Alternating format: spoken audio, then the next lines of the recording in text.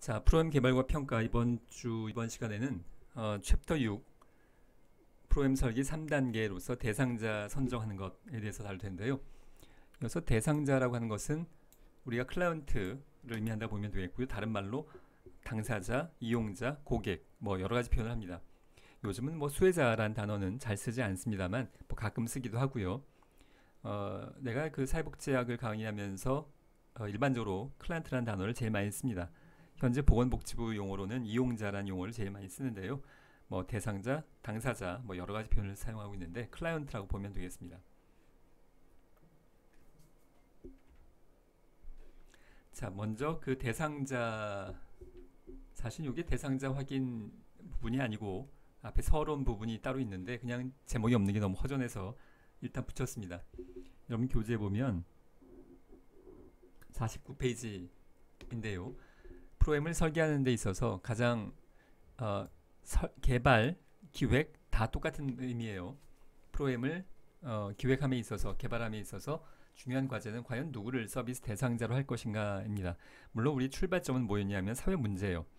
그래서 프로그램 구체 여러 가지 방법, 이제 욕구를 파악하고 욕구를 사정하고, 근데 그래서 과연 누구에게 서비스를 줄 것인가에 대한 논의가 이번 시간의 주제입니다. 사회복지 현장에서는 한정된 자원으로 서비스를 제공하게 되는 경우가 많기 때문에 늘 대상자를 누구로 할 것인가는 매우 민감하고 중요하게 고려되는 부분인 건데요. 자, 현장에선 한정된 자원, 요 내가 앞에서 얘기했는지 여러 과목을 여러 학교에서 하다 보면 그걸 다 기억할 수가 없는데, 자, 내가 많이 하는 비유입니다. 사회복사가 책상에 앉아 있어요. 클라이언트가 뭐 도와달라고 옵니다. 그러면 뭐 생활비가 필요해요. 일단 돈에 관련된 비유를 하는 겁니다. 그러면 사회복사 뒤에 이렇게 금고가 크게 있어서 여기 한 100억쯤 들어있습니다. 그래서 도와달라는 대로 그래요? 도와드릴게요. 뭐 몇천만 원 꺼내주고 집을 사야 되는데요. 뭐 몇 억 꺼내주고, 그럼 이게 항상 이렇게 채워져요 막. 자, 이런 동화 같은 현실은 물론 없습니다. 사회복지기관에서 사회복지사가, 현장에 있는 일선 사회복지사가 본인의 재량껏 쓸 수 있는 예산은 100만 원도 안 되는 경우가 대부분인 상황입니다. 물론 예산에 큰 덩어리들이 있을 수 있겠지만 사회복지사가 스스로 자율적으로 재량껏 이용할 수 있는 금액 굉장히 한정돼 있어요. 여러분의 용돈도 마찬가지입니다. 지금 여기 이 강의를 듣고 있는 분들의 연령대가 여러 가지, 사실 이번 학기에도 만나질 않아서 정확히 모르겠지만 뭐 용돈을 받는 상황이라고 한번 가정을 해보면 뭐 사실은 결혼을 한 이후에도 어느 한쪽권이 경제권을 갖고 있으면 어느 한쪽에서 용돈을 받는 상황일 수 있잖아요. 자, 하여간 여러분들이 용돈을 받는 상황이라면 용돈을 무한정 받는 경우는 물론 없습니다. 여러분들이 항상 부족하죠. 용돈 뭐 얼마를 받더라도, 뭐 얼마 받는지 모르겠습니다만 사실 1000만 원을 받더라도 쓰기로 하자면 부족할 수밖에 없습니다. 무한정의 자원은 우리 현실이 아니에요. 자, 그래서 한정된 자원으로 지금 클라이언트한테 쓸 수 있는 돈이 1000만 원입니다. 그런데 이걸 필요로 하는 클라이언트가 줄 서 있어요. 과연 누구에게 서비스 전달할 것인가가 이번 시간의 주제인 셈입니다. 한정된 자원으로 서비스를 제공하게 되는 경우가 많기 때문에 많다, 뭐 거의 100%에 가깝지 않나 싶습니다. 늘 대상자를 누구로 할 것인가는 매우 민감하고 중요하게 고려되는 부분이라고 할 수 있습니다. 자, 그래서 누가 혜택을 받고 받지 않을 것인가를 클라이언트의 욕구, 프로그램의 이론, 기관의 자원 등을 고려해서 사려 깊고 분석적으로 결정할 필요가 있겠고요. 따라서 대상자를 선정하는 과정은 임의적이거나 자의적, 사회복지사가 저 클라이언트 마음에 들어, 이런 방식으로 해서는 안 된다는 거예요. 안 되는 것 자체를 여러분들이 설마 기억하지 못하거나 내 맘대로 해야 된다고 생각하는 사람은 없을 겁니다. 그런데 우리가 무의식적으로 개인의 선호나 편견에 의해서, 인간은 편견과 무의식의 작동을 피할 방법이 없습니다. 여러분이 알코올 중독 클라이언트 클라이언트 그냥 뭐 전형적인 예입니다. 여러분이 어렸을 때 알코올 중독인 아버지한테 얘요, 가정 폭력 피해를 받아서 알코올 중독에 대한 거부감을 심리 내면 깊숙이 무의식의 영역에서 또는 의식적 영역에서 가지고 있습니다. 하나의 편견일 수도 있겠고요. 근데 클라이언트가 알코올 중독 클라이언트예요. 그러면 의식적이던 또는 무의식적이던 이걸 편견이라고 하던 여기에 대한 거부감이 사회복지사에게도 얼마든지 있을 수 있다는 겁니다. 이게 역전의 상황일 수도 있겠는데요. 자, 그래서 지금 여러 클라이언트가 있는데 무의식적으로 기왕이면 이 사람 빼고 이 사람한테 주면 좋겠지 라고 임의적이거나 자의적일 수 있다는 겁니다. 무의식의 영역이라는 건 우리가 의식에서 알아챌 수 없는 영역이기 때문에 무의식이라고 표현을 하는 거죠. 그런 만큼 더더욱 우리가 의도적으로 내가 지금 자의적이거나 임의적으로 결정하는 게 아닌 건가 라는 질문을 계속 던져봐야 되는 겁니다. 이게 그냥 되는 게 아니고 노력해야 되는 거예요. 나는 내가 이럴 리가 없지. 물론 의식적으로는 그럴 수 있습니다만 무의식적으로 기존의 편견과 기존의 사고방식으로 이러한 결과를 가져올 수 있다는 것에 대해서 여러분들이 꼭 염두에 두어야 될 필요가 있고요. 자, 대상자를 확인하는 것은 누구에게 서비스를 제공할 것인가를 정하는 과정이라고 볼 수 있겠고요. 이 과정은 일련의 관리 및 프로그램 결정들에 따라서 적격의 집단으로 좁혀나가는 것인데 여기서 키워드는 좁혀나간다는 뜻입니다. 우리가 과연 누굴 대상자로 할 것인가? 지적장애인 사회적응 프로그램을 만들어서 지적장애인이 사회적응할 수 있도록, 그러니까 내용은 뭐냐면 은행에도 가고 마트에도 가고 대중교통도 이용하고 이런 내용을 통해서 지적장애인의 사회적응 능력을 향상시키는 걸 프로그램을 만들어서 진행을 하려고 하는데 과연 이 지적장애인 누구를 대상으로 할 거냐입니다. 우리나라에 얼마나 많은 지적장애인이 있을 텐데 그 중에서 이걸 이번에 전부 다 이렇게 할 수는 없겠죠. 이걸 좁혀나가야 된다는 겁니다. 자, 이렇게 잘 그려지나요? 이렇게 좁혀나가서 이번에 이 사람들 대상으로 뭐 10명, 사실 수백 명을 하기도 어려워요. 보통 특히 지적장애인 정도의 상황이라면, 이런 상황이라면 1대1로 케어를 하고 활동을 해야 될 상황들이 많이 있을 수 있기 때문에 이게 뭐 수십 명 이상 가기도 어렵습니다. 우리나라 지적장애인 전체를 대상으로 할 수가 없어요. 수백 명도 하기 어려워요. 이번에 10명. 사실 10명도 쉽지 않을 수 있습니다. 더 소수일 수도 있겠고요. 자, 이렇게 좁혀나간다는 것이 이번 시간의 주제인데 이걸 어떻게 좁혀나가는 것이 적절할 것이냐에 대한 내용을 다루고 있는 겁니다.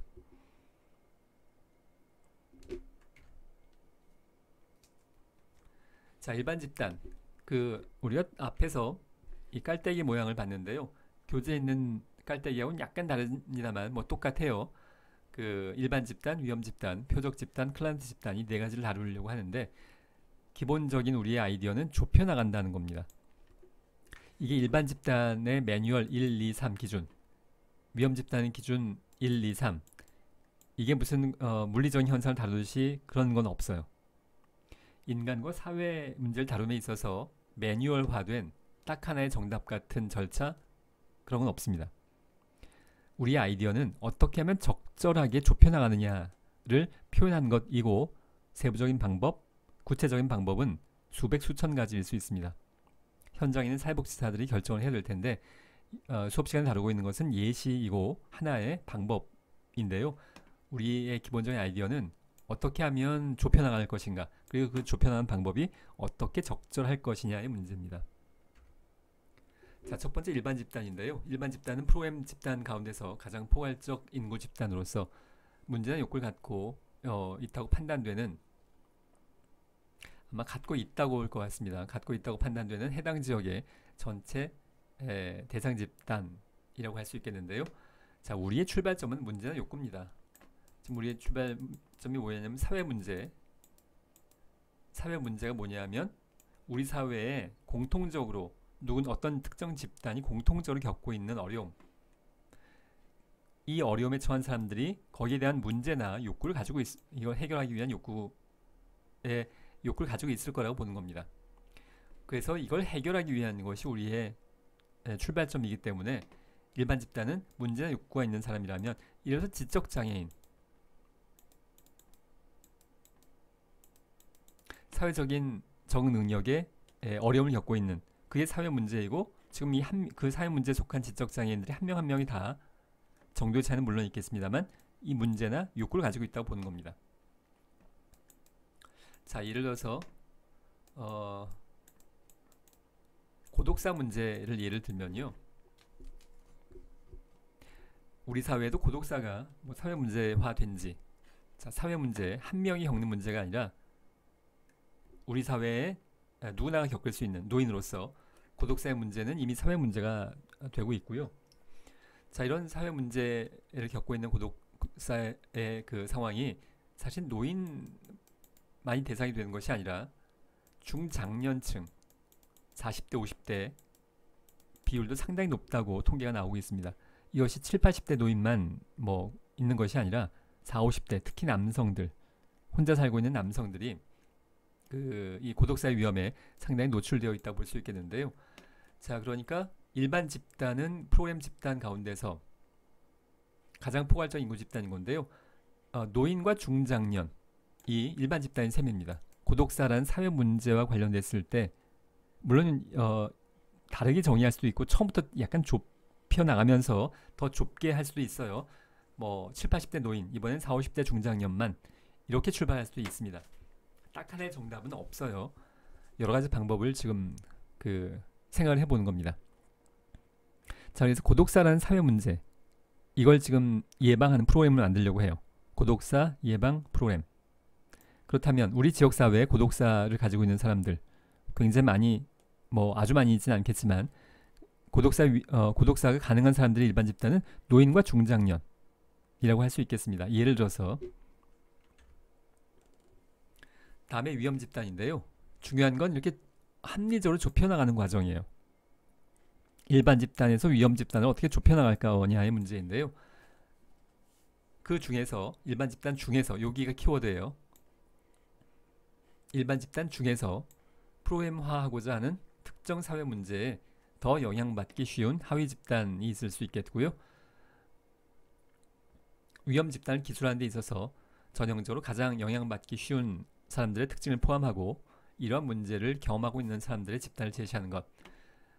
at risk, 고독사 일반 집단 중에서 고독사의 위험에 처한 사람들이 누가 더 위험하냐의 문제입니다. 예를 들자면 지금 노인과 중장년을 대상으로 했다면 이 중에서 누가 더 위험하냐가 위험 집단의 의미예요. 이 중에서 좁혀나가는 과정인데요. 저소득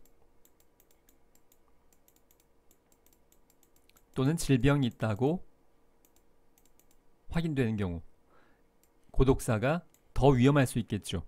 이렇게 좁혀나가는 겁니다. 이 중에서 저소득이거나 질병 있는 사람으로 이 사람들이 더 위험하다고 보는 거예요. 고독사 위험이.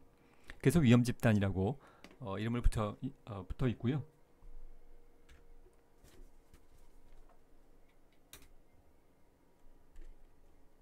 자, 이게 넘어가는 시간이 컴퓨터에 뭐가 지금 작동을 하고 있는지, 자, 2번이 넘어갔군요. 다시 앞으로 가겠습니다. 자, 위험 집단 했고요. 자, 표적 집단입니다. 표적 집단은 지금 계속 줄여나가고 있는 겁니다. 위험 집단에서 표적으로 이렇게 더 좁혀나가는 과정을 이야기하는 건데요. 표적 집단은 프로그램의 1차적인 대상자로 자격 요건을 갖춘 사람들인데 이러한 표적 집단은 위험 집단의 하위 집단으로서, 그러니까 위험 집단에서 이렇게 좁혀나간다는 의미예요.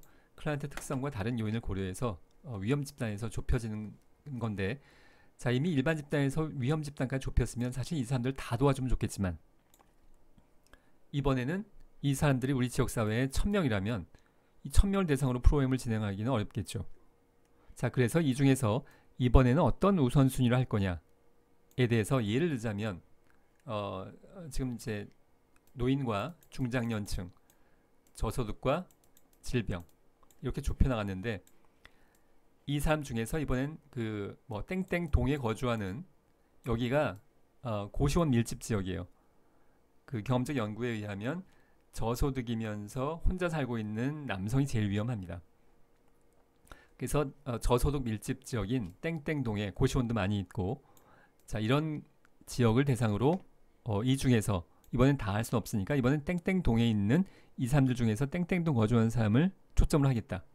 그것이 표적 집단의 이해가 될 수 있습니다. 물론 방식은 꼭 지리적인 걸 적용한다거나 이렇게 고정되어 있지 않아요. 수백 수천 가지의 방법이 가능합니다.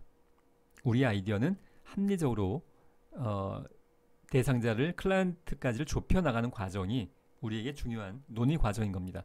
딱 하나의 매뉴얼 같은 프로세스 1단계, 2단계, 3단계에 우리가 뭐 이제 건축을 할 때나 댐을 할 때, 댐을 만들 때처럼 그런 물리적인 매뉴얼 그런 건 없습니다. 우리에게는. 자, 그래서 이번엔 이 중에서 땡땡동에 거주하는 사람들로 좁혀 나갔어요. 근데 이제 그 상황에 따라서는 이게 깔때기 모양이 아니라 개념적으로 깔때기 모양입니다만 어떤 경우에는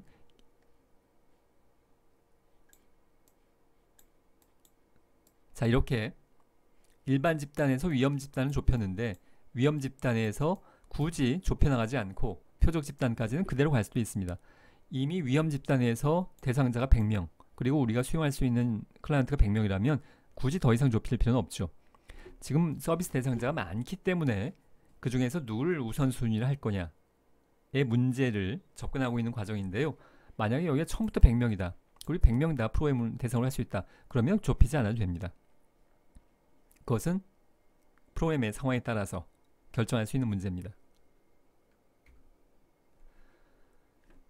자, 네 번째로 클라이언트 집단인 건데요. 자, 구체적으로 이번 프로그램에 참여하게 된 사람들을 최종적으로 의미하는 건데요. 이렇게 깔때기로 좁혀나가는 과정에서 그래서 타겟 집단 중에서 이번엔 누굴 대상으로 할 거냐를 최종적으로 결정하는 과정, 그 단계라고 할 수 있겠는데, 그러면 클라이언트 집단을 결정함에 있어서 고려할 사항들이 반괄호 1번, 양괄호 1번부터 3번까지 세 가지를 제시하고 있습니다. 우리 교재에서는. 자, 첫 번째는 수용성입니다. 그러니까 표적 집단에서 이렇게 어떻게 좁힐 거냐를 기준으로 어떤 기준으로 할 거냐에 대한 내용인데요. 첫 번째가 수용성입니다. 이 수용은 억셉턴스 아니에요. 바이스텍의 관계 7대 원칙에서 이야기하는 그 수용, 클라이언트를 있는 그대로 받아들인다. 그 수용이 아니고 영어에 보면 캐퍼시티예요. 우리가 캐퍼라는 외래어 처럼 이런 단어를 씁니다. 캐퍼, 뭐 또 카파 이렇게 얘기하기도 하는데, 이래서 그 산업 현장에서 어떤 그 저장 공간이 있을 때, 창고가 있을 때 여기에 캐퍼가 얼마냐, 뭐 이런 표현 씁니다. 이런 표현 여러분 들어봤는지 모르겠는데요. 컨테이너가 몇 개 들어가냐, 이 창고에 캐퍼가 얼마냐, 뭐 이렇게 표현을 해요. 그러니까 수용할 수 있는 공간 이란 뜻인데요. 여기서의 수용도 이런 수용의 의미입니다. 가장 일반적인 고려는 프로그램의 수용 능력인데요. 우리가 이번 프로그램에 지적장애인 10명을 대상으로 할 수 있다. 이게 우리의 캐퍼예요. 이것이 예산하고 관련될 수 있고요. 공간하고 관련될 수도 있습니다. 우리 복지관에서 프로그램실에 몇 명까지 들어가는 게 가능한가? 이게 뭐 들어갈 수 있는 공간이 5명 들어갈 수 있는 방밖에 없는데 프로그램실이 근데 10명 할 수가 없는 셈이죠. 예산이 뭐 1인당 10만 원이 소요된다면 100만 원밖에 없는데 10명을 대상으로 10만 원까지 밖에 할 수 없고 더 이상을 할 수가 없는 거죠. 이런 의미가 수용 능력이라고 할 수 있겠습니다. 제대로 된 결정이 내려지지 않은 상태에서는 프로그램이 너무 자주 제공되는 것은 결과적으로 사례 수만 많아지게 되고 사회복지사들은 그들의 임무를 다할 수 없고 클라이언트와 주민들에게 실망을 주게 되는데요. 자, 우리가 예산이 100만 원인데 사실 10만 원 정도는 사용을 해야, 투입을 해야 1인당 적절한 프로그램이 될 수 있겠는데, 지적장애인 사회적인 프로그램 한다면 어쨌든 간에 마트 가서 뭐 물건을 사는 걸 해봐야 되는 거잖아요. 산 다음에 뺏을 수도 없고. 자, 그렇기 때문에 비용이 필요한데 지금 여기 100명 신청했어요. 그렇다고 해서 100명 다 수용해서 우리가 그럼 10,000원을 줄이자. 이건 뭔가 적절하지 않은 품질이 떨어지는 상황들이 발생하게 되는 거죠. 무조건 사례 수만 많아진다고 해서 좋은 것은 아니라고 할 수 있겠습니다. 관련해서 그 제 기억나는 상황 한 가지 말씀드리자면 노인복지와 관련된 어떤 그 대화를 하다가 그 이제 들은 얘기인데요. 일본의 경우에도 노인 인구가 많아진 지는 우리나라보다 더 일찍 오래전부터 그래 왔는데 그 노인들이 병원을 소일거리로 가는 현상들 때문에 아주 오래전부터 그 이것도 골치 아픈 사회 문제의 한 상황이었는데요. 그래서 노인들이 병원에 매일 출근하다시피 모입니다. 뭐 특별히 아픈 데도 없는데 소일거리로 사실 뭐 아픈 데가 아주 없진 않겠죠. 어딘가는 계속 만성적으로 아플 테니까. 근데 꼭 와야 되는 건 아닌데 매일매일 그냥 소일거리 삼아 병원에 모여서 노인들이 모인답니다. 근데 이 노인이 그날따라 안 나왔어요. 매일 모이던 노인분들이 모였는데 이분이 예를 들어서 김씨 노인이라고 합시다. 일본이긴 하지만 김씨 뭐 이렇게 예를 들어서 그럼 나머지 사람들이 이렇게 얘기를 한답니다. 아, 김 노인 오늘 안 나온 거 보니까 많이 아픈 것 같아. 이렇게 얘기를 한답니다. 지금 여기가 병원이에요. 병원은 아파야 나오는 데인데 병원에 모여서 아파서 병원에 못 나왔나 봐. 이렇게 얘기를 한답니다. 무조건 사례수만 많아진다고 해서 지금 사례수 많잖아요. 병원 이용자. 무조건 사례수가 많다고 해서 좋은 접근이라고 볼 수는 없습니다. 이게 문제가 되는 것 중에 하나가 이분들이 사실 크게 아프지도 않은데 병원을 이렇게 이용하면서 문제가 정작 아픈 사람들이 병원을 이용할 수 없는 이미 꽉 차 있기 때문에 그런 상황들이 현실적인 사회 문제로 우리나라에서도 그 뭐 앞으로 대두될 가능성이 있습니다. 자, 그러니까 무조건 사례수가 많다고 좋은 건 아니에요. 수용성의 관점입니다. 적절하게 수용할 수 있는 능력, 사회복지기관이 공간이나 예산이나 인력이 없는데 사회복지사 혼자서 진행을 해야 되는데 뭐 수백 명을 진행할 수는 물론 없습니다. 여러 가지를 고려해서 우리가 얼마만큼 클라이언트를 받아들일 수 있는가 적절하게 이걸 고려해야 된다는 겁니다. 첫 번째 예는 교재 나와 있는 그 문장인데요. 대기자 리스트에 의해서 먼저 온 사람이 먼저 프로그램을 받게 될 것인가에 대해서 그 이제 질문하고 있는데요. 이 수용 능력에 의해서 우리가 100명이 모였는데 10명밖에 수용할 수가 없어요. 그렇다면 어떻게 좁혀나갈 거냐의 문제인 건데요. 자, 내가 가장 사회복지자로서 선호한다가 아니고요. 선호하지 않는 방법이 선착순입니다. 대기자 리스트에 지금 선착순에 의해서 뭐 1번, 2번, 3번 이번에 10명 받았는데 아니면 뭐 맨 처음에 시작을 할 때 신청을 받거나 순서가 있겠죠. 접수 순서가 또는 이번에 탈락을 했는데 나머지 90명도 순서가 이렇게 쭉 있을 거예요. 접수받은 순서대로. 그런데 선착순으로 이 사람들 먼저 신청했으니까 먼저 대단히 적절치 않습니다.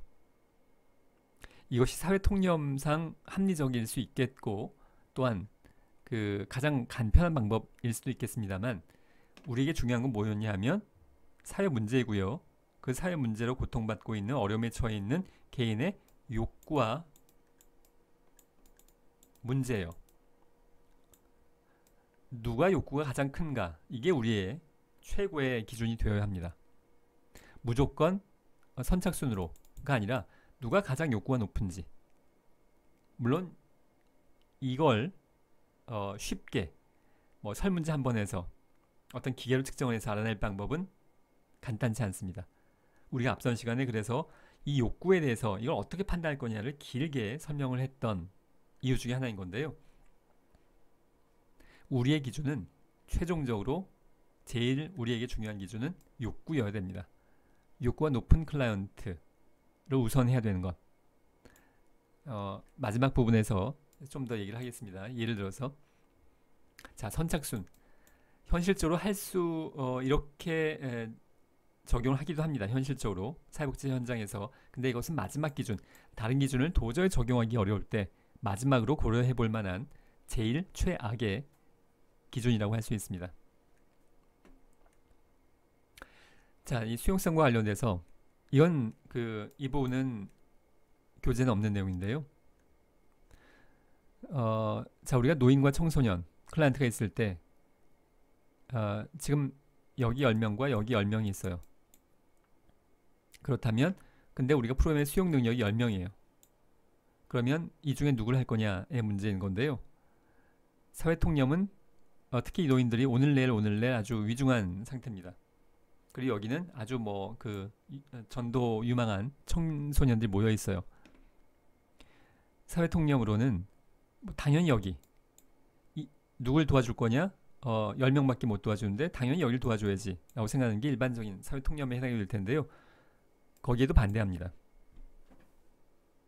이것은 인간을 경제적인 잣대로 평가해서 이분들 돌아가실 분들인데 뭘 못하러 도와줘. 이분들은 이 중에서 이 청소년들이 나중에 우리나라를 발전시킬 텐데. 자, 그러한 개념으로 인간을 평가하는 것은 결코 적절치 않다고 생각합니다.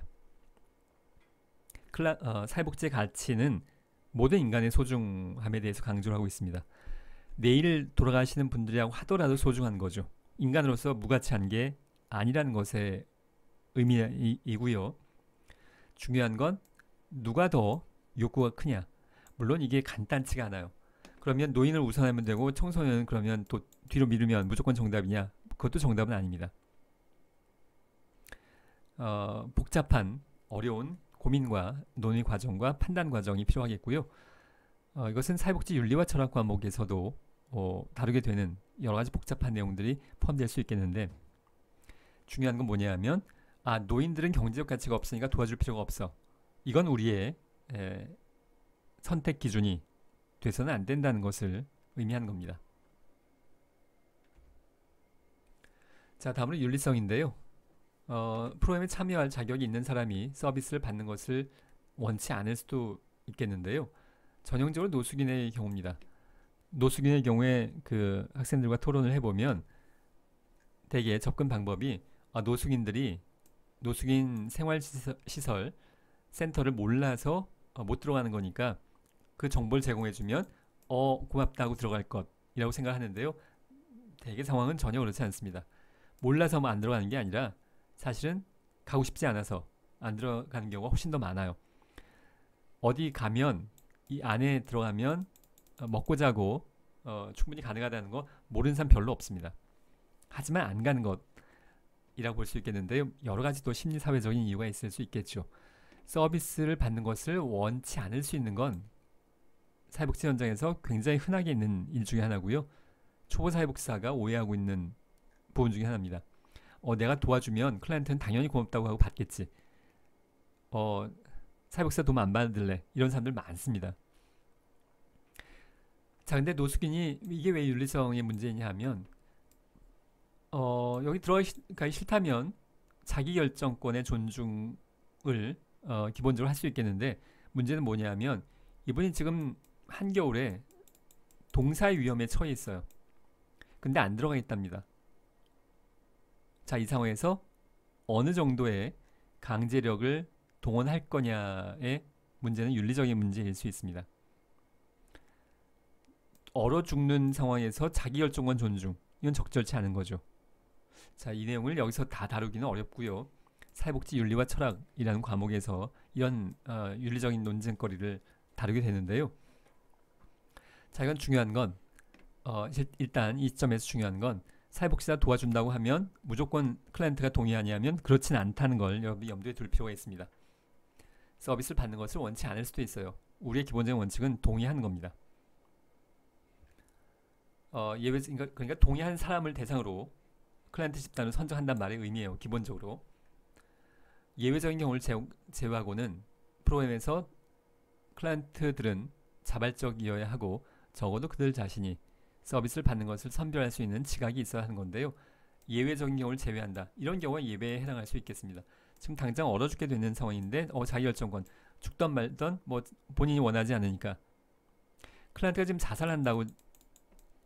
자살을 지금 하겠다고 결정을 했습니다. 그럼 사회복지사가 자기결정권 존중해 드릴게요. 이럴 수는 없는 거죠. 우리가 뭔가 원하지 않더라도 개입을 해야 될 텐데요. 그런 경우를 예외적인 경우라고 표현하고 있고요. 이 부분은 사회복지윤리와 철학이라는 과목에서 다루게 되는 주제들입니다. 서비스 받는 것을 선별할 수 있는 지각, 치매 노인이거나 지적장애가 있거나 정신장애가 있거나 이런 경우에는 선별에 어려움이 있기 때문에 또 예외적인 상황이 될 수 있겠고요. 그 동의 여부가 물론 동의 지적장애인이나 치매 어르신이면 동의를 안 받아도 된다는 아니에요. 최대한 동의를 받아야겠지만 예외가 될 수 있겠다. 그런 말의 의미입니다. 그러니까 동의하지 않더라도 프로그램의 참여 대상으로 클라이언트 집단으로 삼을 수 있겠다. 라는 말의 의미예요. 동의 안 받아도 된다는 아니에요. 최대한 받는데 예외적일 수 있다는 겁니다. 자, 세 번째로 클라이언트의 능력인데요. 프로그램으로부터 이익을 얻기 위해서는 클라이언트가 어떤 능력을 보이거나 자원을 가져야 하는데요. 예를 들어서 교통편. 지금 예를 들어서 복지관에서 강당에서 프로그램을 진행한다고 했을 때 일단 여기까지 와야 될 텐데 물론 복지관에서 교통편을 제공해 줄 수도 있겠습니다만 그런 상황이 아니라면 클라이언트가 직접 복지관까지 오는 능력이 그것이 어떤 형태든 대중교통을 이용하던 아니던 스스로 오는 것을 전제로 해야 될 수가 있겠고요. 예를 들어서입니다. 건강과 관련돼서 지금 이 프로그램에 참여하는 것, 예를 들어서 노숙인 앞에서 이제 고독사 위험, 노인과 중장년, 그 저소득과 질병, 그리고 고시원이 밀집된 이 어떤 특정 지역, 그 중에서 어떻게 클라이언트 집단을 좁혀나가는 거냐인데요. 사실 이 사람들이 다 참여해도 그러니까 좁히지 않고 이렇게 직선이 돼도 가능하다면 좋을 수 있겠습니다만 이 중에서 어떤 분이 그 1년에 한 절반 정도는 수시로 입원을 해요. 그렇다면 이 프로그램에 참여하기가 어려울 겁니다. 집에 아예 없는 상황이라면 자 그렇다면 이 건강의 문제부터 우선적으로 해결하는 것이 바람직하지 지금 프로그램을 지금 6개월 동안 진행을 해야 되는데 이 중에 절반은 병원에 가 있어요. 지역사회에 있지 않고 그럼 뭔가 제대로 진행되기 어려울 겁니다. 자 그렇다면 이것을 고려해서 클라이언트 능력이 지금 이 프로그램에 참여하기가 어려운 상황이라고 볼 수 있겠죠. 자 이런 것들을 고려해서 최종적인 클라이언트 집단을 결정을 해야 되는 것을 의미한다고 볼 수 있겠습니다.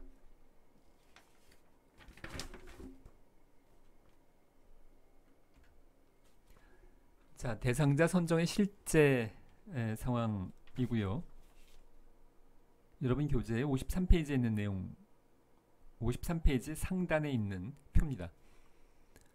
SC의 노인자살 예방을 위한 정신건강 프로그램에 대한 누가 참여할 거냐를 결정하는 과정을 방금 이야기한 일반 집단과 위험 집단과 표적 집단과 클라이언트 집단으로 이렇게 좁혀 나가는 개념을 적용을 한 건데요. 자, SC의 만 65세 이상의 노인 인구 누구나 다 자살 예방을 위한 정신건강이 필요할 수 있겠고요. SC의 만 65세 이상의 노인 인구 중 이렇게 좁혀 나가는 것이 중요한 거예요. 최근 1년 이내에 자살 충동을 경험한 노인 인구. 그 다음에 표적 집단은 SC의 만 65세 이상 노인 인구 중 최근 1년 이내에 자살 충동을 경험한 노인 중. 이건 표현이 사실 이 앞에는 필요 없는데요. 이거는 그냥 빼도 돼요. 사실은 중복이니까. 자 이렇게 좁혀 나가는 것의 의미입니다. 이 중에서 위험 집단 중에서 국민기초생활수급자. 자 근데 국민기초생활수급자가 꼭 위험 집단에 적용되면 안 되고 표적 집단에 적용돼야 되냐 이런 질문이 있을 수 있겠는데요. 물론 가능합니다. 이게 법칙이 아니에요. 중요한 건 어떻게 합리적으로 최선을 다해서 좁혀 나가느냐의 의미이지 국민기초생활수급자라는 조건은 딱 여기에 들어가야 되는 거 그런 거 아니에요. 여기 들어갈 수도 있고요. 애초부터 일반 집단 출발부터 국민기초생활수급자로부터 출발할 수도 있어요. 그건 담당 사회복지사가 자신의 프로그램의 상황에 따라서 결정할 수 있는 문제입니다. 판단하고 결정할 수 있는 법칙이 아닌 그런 문제인 건데요. 자, 그래서 이걸 어떤 특정 항목 하나하나를 고정적으로 생각하지 않길 바랍니다. 중요한 건 어떻게 최선을 다해서 합리적으로 좁혀나갈 거냐의 문제. 그래서 서비스의 우선순위를 적절하게 결정할 거냐의 문제예요. 여기에서는 표적 집단을 위험 집단에서 표적으로 좁혀나가는 과정을 국민기초생활수급자로 정했습니다. 그리고 최종적인 클라이언트 집단을 표적 집단 노인 중에서 이 중에서 일반 교통수단을 이용해서 센터에 다닐 수 있고 가족이나 본인이 프로그램 참여에 희망하는 경우를 최종적으로 결정해서 지금 이 몇 명인가요? 1, 10, 100, 1000, 만, 10만, 100만 명 100만 명 중에서 100명까지를 좁혀 나왔죠. 처음부터 일반 집단이 소수라면 이 중에는 좁히지 않고 이렇게 직선 형태로 그냥 갈 수도 있어요. 근데 처음 출발이 이 정도였다면 이 인원을 프로그램으로 이번 회기에 진행할 수는 없기 때문에 이걸 이렇게 좁혀 나가는 과정, 그래서 최종적으로 100명까지 선정하는 과정이라고 볼 수 있겠고요. 자, 여기 별표가 하나, 둘, 세 개 있는데요. 각주로 의미하는 겁니다. 요 별표 하나가 여기의 의미고요. 요 별표 두 개가 여기의 의미고, 요 별표 세 개가 여기의 의미예요. 어떤 기준을 가지고 적용을 했는가? 여러분들이 프로그램을 앞으로 이제 만들어 가야 될 텐데, 그 과제로서 이제 이런 걸 만들어 가야 되는 겁니다.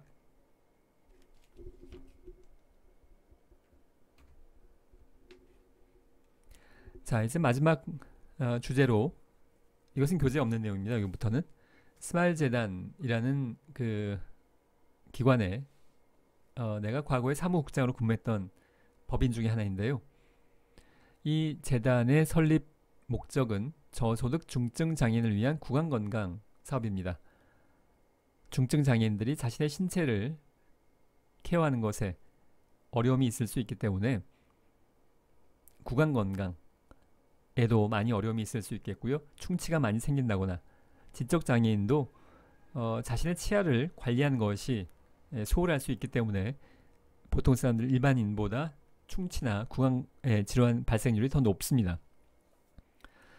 자, 그래서 치과 의사들이 저소득의 중증 장애인을 돕기 위해서 이 재단을 만들었어요. 치과 의사들이 주도가 돼서 거기에 사무국이 있고요. 치과 의사들이 이 사회복지 사업을 직접적으로 진행을 상시적으로 해나갈 수가 없기 때문에 실무 인력을 뽑은 겁니다. 근데 누가 뽑냐면 사회복지사를 뽑는 거죠. 이런 일을 할 때 가장 적절한 사람들 사회복지사이지 다른 사람을 뽑지는 않을 거예요. 자, 그래서 치과 의사들이 이런 일을 하고 싶은데, 그래서 재원도 모으고 법인도 만들었어요. 그럼 실무 인력이 필요하게 될 거고, 그래서 사무국에 그때 당시에 3명의 사회복지사가 근무했고요. 제가 사무국장으로 뭐 오랜 기간 근무하지 않았지만 잠시 근무를 했었습니다. 자, 그래서 이 사업의 중요한 사업 중에 하나가 보철치료 사업입니다. 이거는 금속이라는 뜻이고요. 금속으로 보충한다라는 건데, 여러분 치아를 금이나 은이나 뭐 다른 재질로 때운다라는 표현을 많이 하죠. 그게 보철입니다. 원래 치아를 금속으로, 자, 이게 입이에요, 입. 치아입니다. 이게 지금 뭐 문제가 생겼거나 빠지거나 했으면 이렇게 금속 형태로 보충하는 것, 이게 보철 사업이에요. 전체적으로 틀니도 여기에 포함될 수 있습니다. 여기에 뭐 이렇게 덮어 씌우는 것도 포함될 수 있겠고요. 크라운이라고 보통 하는데, 자, 그래서 지금 저소득 중증 장애인의 구강건강 위한 사업 중에 하나로 무료로 보철 치료를 진행하는 것인데, 모집할 때부터 기초수급권자와 중증 장애인으로 한정을 했습니다. 여기까지 일단 좁혀졌어요. 그리고 예산은, 우리의 수용 능력, 우리 예산은 300만원씩 1인당 20명 해서 6천만원을 예산으로 하고 있습니다. 스마일 재단은 정부 보조금 하나도 받지 않아요. 6천만원을 모금을 통해서 확보하는 건데요. 이게 쉽다면 쉬울 수도 있겠지만 6천만원을 후원금을 모금한다는 건 사실 그렇게 쉽지 않은 일일 수 있겠는데, 이걸 뭐 600억쯤 모금해서 원하는 사람 다 지원해주면 참 좋겠지만 이게 가능하지가 않죠. 현실적으로 우리가 지금 가용할 수 있는 자원이 6천만원 후원금을 모금했어요. 그렇다면 우리가 도울 수 있는 수용 능력이 20명입니다. 이렇게까지 좁혀왔어요. 그리고 마지막에 지금 클라이언트 집단을 결정하고 싶은데 신청을 받아봤더니 신청자가 지금 200명이 신청을 했습니다. 우리가 도와줄 수 있는 건 20명이에요. 사회복지 현장에서의 현실은 이런 경우가 훨씬 더 많습니다. 뭐 그렇지 않은 경우도 있을 수 있지만, 자, 이 말의 의미는 180명은 탈락해야 된다는 말의 의미입니다. 이 조건은 이미 다 충족하고 있어요.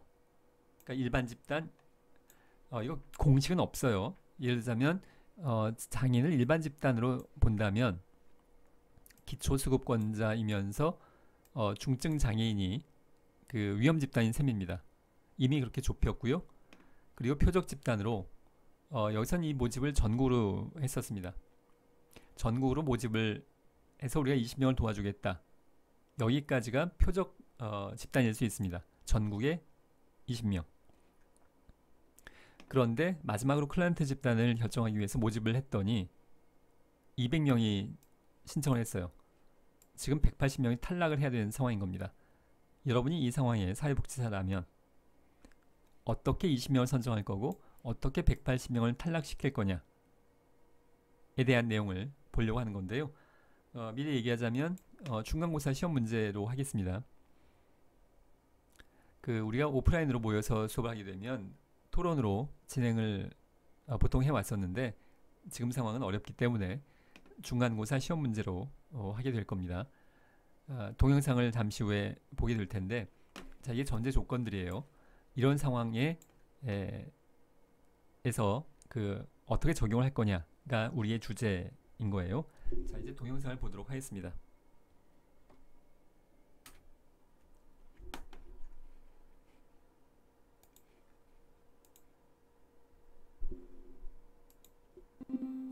삼년만에 찾은 웃음. 노점상을 하면서 열심히 살아온 동수씨. 7살 때 소아마비를 앓아 양쪽 다리를 제대로 사용하지 못하고 치아가 많이 손상돼 남아있는 치아가 고작 5개뿐이었습니다. 장애인으로서 정부 보조를 받아 어렵게 생활을 꾸려가고 있지만 수백만 원의 보철 치료비를 감당하기란 불가능했기에 동수씨는 수소문 끝에 스마일 재단의 도움을 요청했습니다.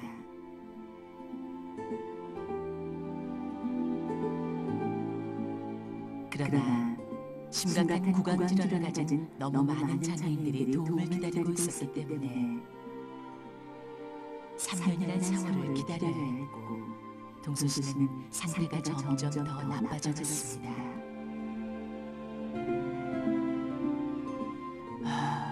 이젠 하나밖에 남지 않았구나. 이것도 곧 빠질 텐데. 하나뿐인 치아로는 죽 같은 음식 말고는 먹을 수 있는 것이 없었고 그나마 소화하기가 어려워 건강이 점점 약해져갔습니다. 더구나 치아가 없기에 보기에도 흉하고 사회생활에도 자신감을 잃어갔습니다. 그러던 동수씨는 드디어 스마일 재단으로부터 연락을 받았습니다. 정말입니까? 네, 이제서야 도와드릴 수 있게 되었어요. 3년을 기다린 끝에 보철 치료비를 지원받기로 결정된 동수씨는 이제 환한 웃음을 다시 찾을 수 있게 됐습니다. 되찾는 순간만큼 동수씨의 삶은 한층 밝아질 것입니다. 동수씨와 같이 치과 질환으로 고통받고 있는 저소득 중증 장애인들은 지금도 도움의 손길을 기다리고 있습니다. 스마일 재단은 여러분의 후원을 통해 이들과 함께할 것입니다.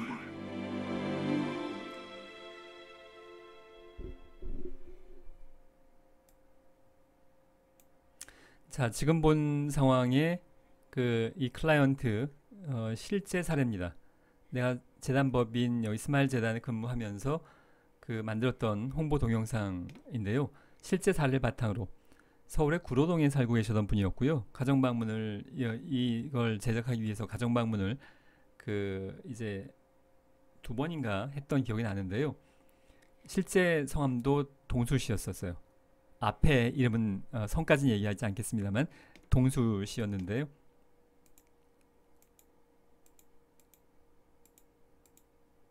앞에 줄 서 있는 장면이 어딘가요? 여기요. 이렇게 줄 서 있다는 얘기입니다. 사회복지 현장의 대부분의 상황은 대기자가 이렇게 많아요.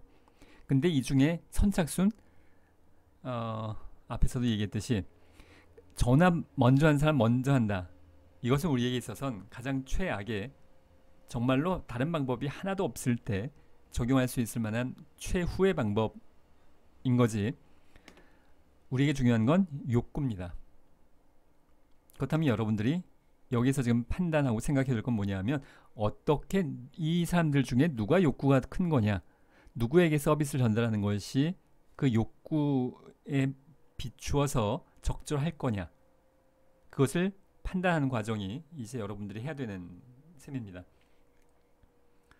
앞에서 이야기한 것처럼 중간고사에 출제를 하겠습니다. 여러분들이 뭐 가능하다면 토의를 해도 됩니다. 여러분들끼리 친한 사람, 학생들끼리 토의를 해도 뭐 그건 무방합니다.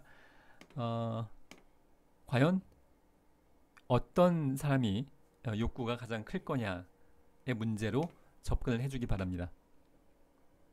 그래서 이분이 계속 탈락해서 3년 만에, 그것도 실제 상황이에요. 자, 앞으로 돌아가서요.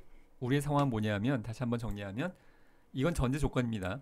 이미 이렇게 전제해서 그 신청을 받았어요. 그리고 우리의 수용 능력은 20명이에요. 신청자가 200명입니다. 이 중에서 어떻게 하면 180명을 탈락시키고 20명을 결정할 거냐에 대한 기준을 여러분들이 구체적으로 해야 됩니다. 지금 뭐 추상적으로 이렇게 하면 좋겠어요 정도가 아니라, 지금 여러분들이 사회복지사라고 가정을 해보세요. 여기 지금 책상입니다. 사회복지사가 여러분이에요. 신청서 200장 이렇게 쌓여져 있어요. 이걸 보고 여러분이 고르는 건 표현이 그렇고요. 20명을 선정을 해야 되는 겁니다. 뭐 예를 들어서 뭐 사회적인 활동을 기준으로 하겠습니다. 그거 가지고 어떻게 20명을 골라내냐는 겁니다. 사회 활동이 많은 사람을 기준으로 하면 좋겠어요. 의미가 있죠. 치아 상태가 사회 활동에도 영향을 미칩니다. 우리가 말을 할 때 치아가 없으면 대화를 하기가 어렵죠. 뭔가 자꾸 감추려고 하게 되고요. 근데 과연 그게 의미가 있는데, 그 기준만, 그걸 포기하자는 얘기가 아니고 그 기준만 가지고 사회 활동 많이 하는 사람, 그걸 가지고 지금 이 200명 중에서 20명을 추려낼 수 있겠냐는 겁니다. 서류가 200개 있어요. 사회 활동을 한다라는 내용들이 이 중에 있을 수 있겠죠. 근데 사회 활동 많이 한다, 그 기준 가지고 어떻게 이걸 골라내느냐는 겁니다. 실무적으로. 여러분들이 필요한 건 구체적으로, 실무적으로 확정적인 기준을 접근을 해야 돼요. 그리고 여러분들이 지금 내가 이제 실시간으로 질문을 받을 수 있는 상황은 아니기 때문에 어느 정도의 가정은 포함시켜도 됩니다. 여러분이 그 중간고사의 문제에 답을 쓸 때 이 서류에 어떤 것들이 포함될 거다, 이런 가정은 좀 보태거나 빼거나 뭐 그렇게 해도 관계없겠고요.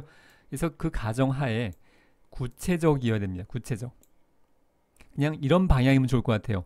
그거 가지고는 이렇게 할 수가 없죠.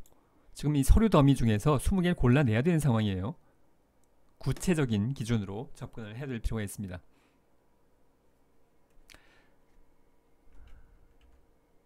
자, 이번 시간은 여기까지 하도록 하겠고요. 여러분이 이 동영상 좀 반복해서 추후에라도 볼 필요가 있을 겁니다. 자, 이번 시간 여기까지 하도록 하겠습니다.